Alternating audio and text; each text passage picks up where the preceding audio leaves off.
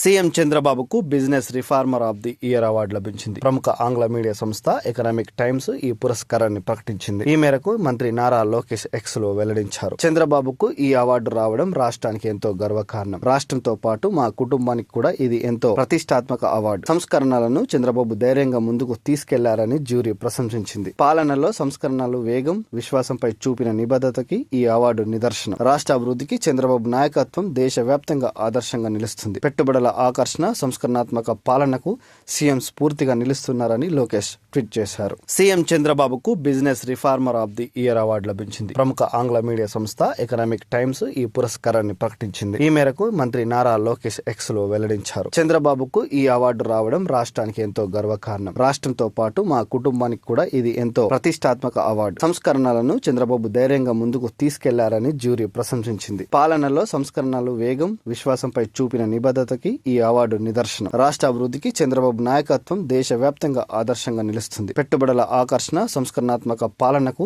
CM స్ఫూర్తిగా నిలుస్తున్నారని Lokesh tweet చేశారు.